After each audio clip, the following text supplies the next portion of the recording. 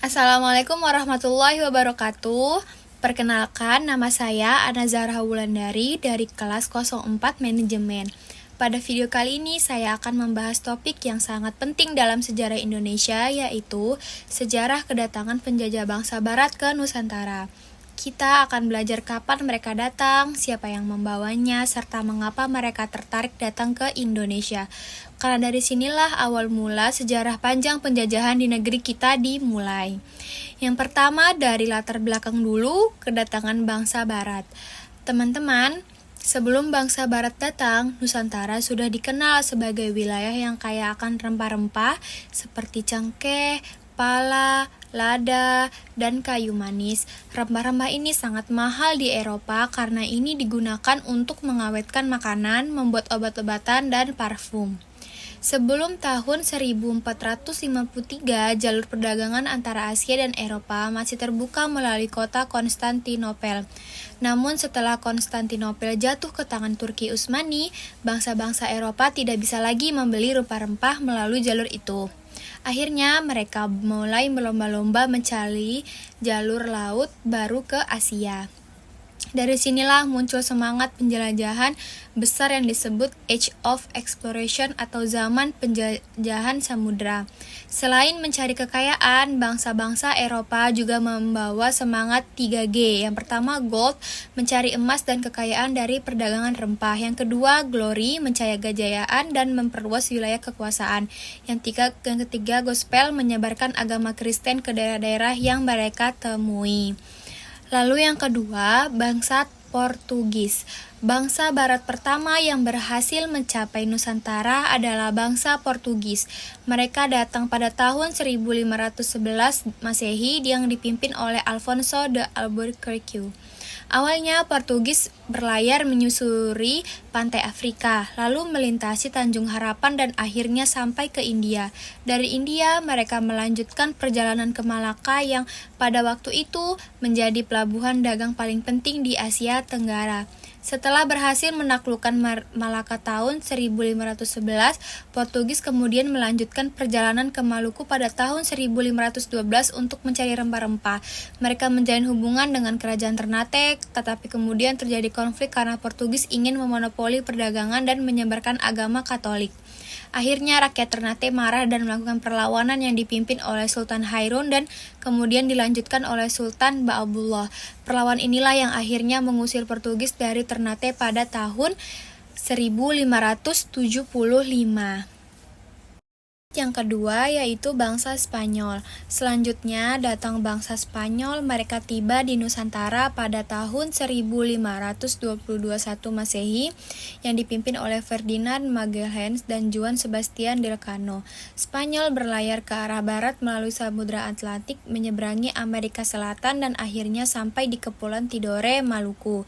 Kedatangan Spanyol membuat mereka bersaing dengan Portugis dalam menguasai daerah penghasil rempah-rempah.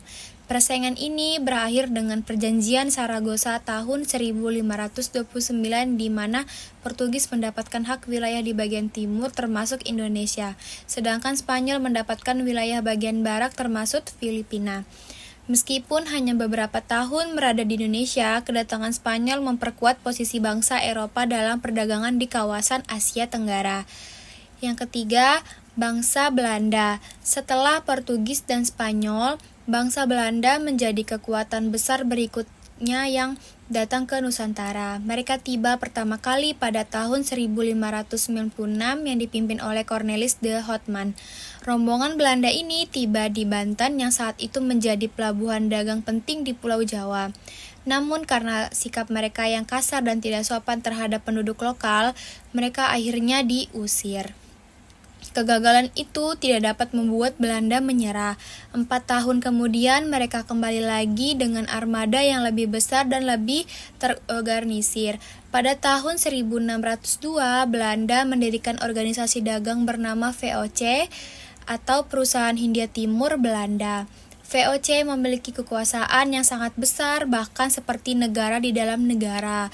Mereka bisa membuat perjanjian, berbentuk tentara, dan mendirikan benteng sendiri. Tujuan utamanya adalah memonopoli perdagangan rempah-rempah di Indonesia. Belanda mulai menguasai berbagai daerah seperti Ambon, Jayakarta, yang kini dikenal sebagai Jakarta dan Batavia. Batavia kemudian menjadi pusat pemerintahan VOC. Namun karena korupsi dan penyalahgunaan kekuasaan di tubuh VOC, perusahaan ini akhirnya bangkrut pada tahun 1799.